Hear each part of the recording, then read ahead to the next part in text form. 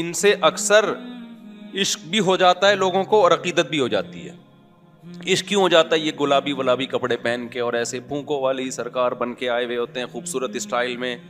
Style بھی بڑا لگ رہا ہوتا ہے یار, کیا گلابی ہونٹ ہیں, پان کھایا ہے یا پتہ نہیں کیا کھایا ہے, ایسے خوبصورت اسٹائل. عشق بھی پرسنالٹی پہ. جو عام جاہل لوگ ہیں, پڑھے لکھے لوگ نہیں متاثر ہوتے, جاہل لوگ ہیں کہتے ہیں کیا پرسنالٹی, حضرت کا چہرہ دیکھو کیسا نور برس رہا ہے.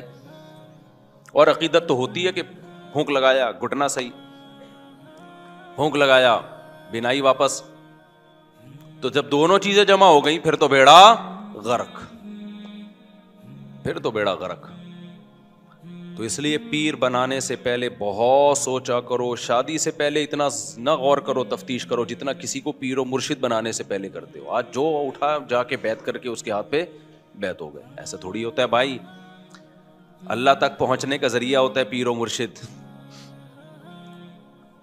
وہ آپ کو اللہ سے ملاتا ہے نا, کیونکہ وہ باتیں ایسی بتاتا ہے جن پر عمل کرنے سے آپ کے دل میں اللہ کی محبت پیدا ہوتی ہے. تو جس کو اللہ تک پہنچنے کا ذریعہ بنا رہے ہو اس کی سلیکشن تو بہت ہی خاندانی طریقے سے ہونی چاہیے, ورنہ وہ اللہ سے دور کر دے گا آپ کو, جیسے کہ جاہل پیروں نے لوگوں کو اللہ سے دور کر دیا.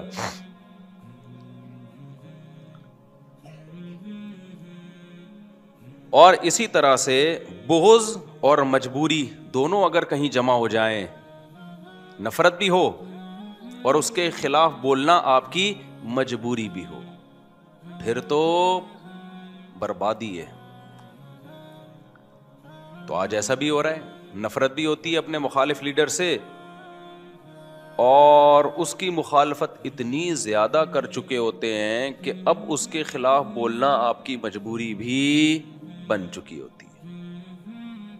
اتنی محفلوں میں اس کے خلاف بول چکے ہوتے ہیں نا, اب اس کی کوئی اچھی چیز سامنے آ جائے 2 اور 2 4 کی طرح, تو پھر آپ کنٹرول نہیں کر پاتے, آپ کانپنے لگتے ہو, بھئی یہ کیا ہو گیا. تو آپ نے گھما کے اس کی کیا کرنی ہوتی ہے پھر تعویل.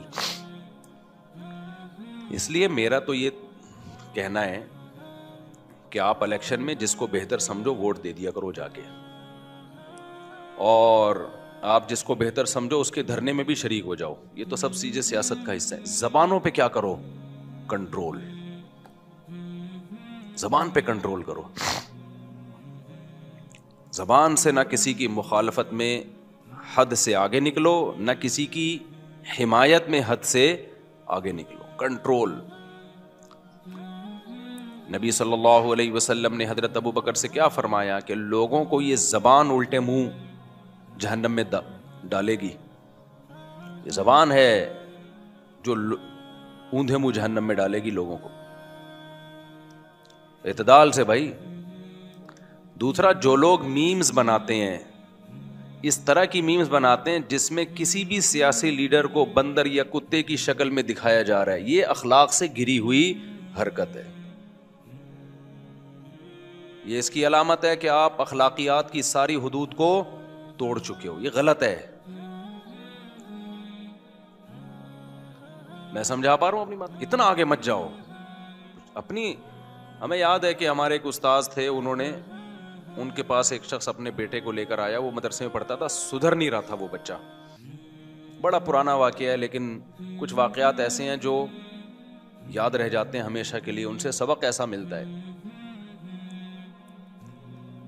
تو باپ نے کہا کہ بھئی یہ میرا بیٹا سنبھل نہیں رہا ہے, مدرسے سے بھاگتا ہے اور غلط ایکٹیویٹیز میں ہے. تو ہمارے استاذ وہ بہت ہی شفیق استاذ ہے نا, ہاتھ نہیں اٹھاتے کسی پہ. باپ نے بھی جب کہا کہ بھئی ایک دفعہ تو آپ اس کی ٹھکائی لگا دیں, تو انہوں نے ایک دفعہ لگائی اس کی ٹھکائی لڑکے کی, وہ پھر بھی نہیں سدھرا. پھر ان کے والد نے کہا حضرت سختی کریں اس کے اوپر. انہوں نے کہا بھائی میں کسی کو ٹھیک کرنے کے لیے اپنے اخلاق خراب نہیں کر سکتا, میں بگڑ جاؤں گا. جب ایک دفعہ ہاتھ چلتا ہے نا انسان کا, گالیاں والیاں, پھر یہ فری اسٹائل ہو جاتا ہے. آپ نے دیکھا ہوگا بعض لوگ گالی سے بات شروع کرتے ہیں, گالی پہ ختم کرتے ہیں. وہ کہتے ہیں اب ہماری بریکیں کیا ہو گئی ہیں, فیل. اور یہ ہے, ہاتھ بھی انسان کے ایسے ہی چل جاتے ہیں. اب جو بیویوں کو مارتے ہیں نا, شروع میں شاید کوئی وجہ ہوئی ہو, اس کے بعد ان کا ہاتھ کیا ہوتا ہے, چل جاتا ہے. پھر بات پہ پھر وہ کہتے ہیں ہمیں نیند نہیں آتی جب تک بیوی کی کٹائی نہ کریں, تو جنگلی بن جاتے ہیں. اور پوچھنے والا تو کوئی ہوتا نہیں ہے. اور عدالت میں ایک دفعہ بیگم پہنچ گئی تو کمپرومائز کا راستہ بالکل ہی ختم. تو خاندان والے تو کنٹرول کرتے نہیں ہیں کہ بھئی یہ کیسے جنگلیوں کی طرح مار رہے ہو, پیٹ رہے ہو. یا تو عورت پاورفل ہو, بعض اوقات اس کا خاندان اتنا پاورفل ہوتا ہے کہ وہ خود ہی اس کے نٹ بولٹ داماد کے جو ہے نا سافٹ ویئر اپڈیٹ کر دیتے ہیں. اگر پاورفل نہیں ہے پھر کیا کرے وہ. تو یورپ میں بھی یہ ہے اور پاکستان میں بھی خوب سمجھ لو, جو خواتین کی این جی اوز بنی ہوئی ہیں نا, گھر توڑنے میں ان سے بڑا فنٹر کوئی ہے نہیں. آپ کی بیوی اگر کسی این جی او کے پاس چلی گئی نا اپنے حقوق کے لیے, تو بس سمجھ لو اب گھر ٹوٹا ہی ٹوٹا. وہ کبھی بھی کمپرومائز کا راستہ اختیار نہیں کریں گی کہ شوہر کو سمجھائیں کہ یہ ظلم ہے. یہ تو سمجھانا چاہیے نا, اس پہ سختی بھی کرنی چاہیے قانونی طریقے سے, کسی بھی طریقے سے. لیکن یہ خوب سمجھ لو, اگر کوئی خاتون این جی اوز کے پاس, کسی بھی این جی او کے پاس چلی گئیں, تو اب وہ این جی او اس کا بیڑا غرق کر کے ہی, عورت کا بیڑا غرق کر کے ہی چھوڑے گی. یہ ذہن میں رکھنا. زندگی بھر کے لیے بربادی. لیبل لگا ہوگا اچھا, لیکن بیڑا غرق ہو جائے گا اس کا. کیونکہ ان کو بنایا گیا اسپیشلی گھروں کو توڑنے کے لیے.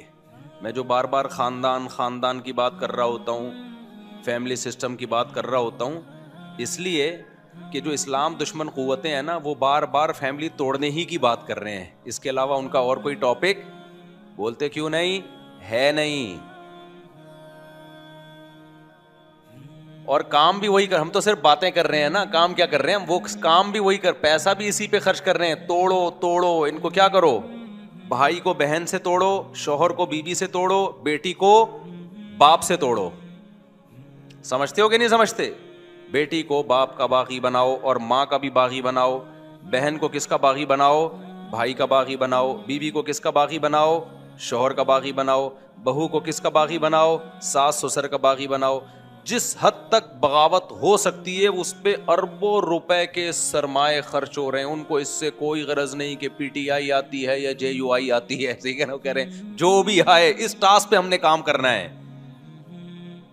لہذا جب کوئی مظلوم عورت ان کے پاس جاتی ہے, جو باقی مظلوم بھی ہوتی ہیں, تو اس کا ظلم کا جو علاج کرتے ہیں نا, وہ اس طریقے سے کہ ایک بہترین موقع ملا ہے خاندان توڑنے کا, اس آپشن کو پہلی فرصت میں استعمال کیا جائے. اور افسوس کی بات یہ, ہمارے جو ڈاکٹرز ہیں ماہر نفسیات, میں ان کو کہتا تھا نفسیاتی ڈاکٹر. ایک ڈاکٹر نے پیغام پہنچوایا, مفتی صاحب ہم کوئی نفسیاتی تھوڑی ہیں جو آپ ہمیں نفسیاتی ڈاکٹر کہتے ہو. تو بات صحیح ہے یار, یہ لفظ میں رجوع کر رہا ہوں. اس نفسیاتی ڈاکٹر کا مطلب ہے کہ ڈاکٹر خود نفسیاتی ہے. تو یہ غلط جملہ میں نے کہا, ماہر نفسیات کہنا چاہیے. بعض دفعہ, ہمیشہ نہیں, بعض دفعہ ماہر نفسیات خود گھر توڑنے کا ذریعہ بنتے ہیں. خود ماہر نفسیات گھر توڑ رہا ہوتا ہے بیٹھ کے بیچارہ, اس کو پتہ نہیں ہوتا کہ میں جو علاج, کیونکہ ہمارے ہاں جو نفسیات پڑھی جا رہی ہے نا, وہ گوروں سے لی جا رہی ہے. زیادہ تر علوم اور کتابیں کہاں سے آ رہی ہیں بولو؟ وہاں سے. تو وہ اپنا خاندان نہیں بچا سکے, وہ تمہارا کہاں سے بچائیں گے؟ بچوں کی تربیت ہمیں بتا رہے ہیں وہ ماہر نفسیات تو یورپ میں پڑھ کے آئے ہیں. کیا ہو گیا تم لوگوں کو خدا کے لیے؟ مجھے تو رونے کا دل کرتا ہے. لوگ بڑے, ایسی خواتین بھی آ رہی ہیں, ایسے مرد بھی آ رہے ہیں ٹک ٹاک پہ, فیس بک پہ, آپ کو بچوں کی تربیت بتا رہے ہیں. ایکچولی بچوں کی سیلف رسپیکٹ, ایکچولی آپ بچے کو, میں نے ایک دفعہ ڈانٹا تھا تو سہم گیا تھا, تو میں نے کہا no problem, it is okay, اس طرح کر کے. اس سے تو بچے کی ویسی ایسی کی تھی تیسی ہو جائے گی. ان لوگوں کے بچے ہوتے کہاں ہیں جو ان سے آپ تربیت کا پوچھ رہے ہو؟ ایک آدھ بچہ کیا ہے, یہ تو ویسی گریبی میں پل جائے. بچے کہاں ہیں ان لوگوں؟ بچے تو ہم لوگ کے ہیں الحمدللہ. ان کے کہاں بچے ہیں یار؟ ان سے پوچھو کہ تربیت کیسے ہوتی ہے. یہ ہے عقیدت میں اندھا ہو جانا, جو ابھی میں مثالیں دے رہا تھا نا. اب گورے نے پنکھا اچھا بنا لیا, ایئر کنڈیشن اچھا بنا لیا, چاند پہ پہنچ گیا, تو ہم اس کی چند چیزیں دیکھ کر اب عقیدت میں کیا ہو گئے ہیں؟ پاگل. جو چیز اس کے پاس نہیں ہے وہ بھی اس سے لے رہے ہیں. اور ہمارے اندر چند خامیاں ہیں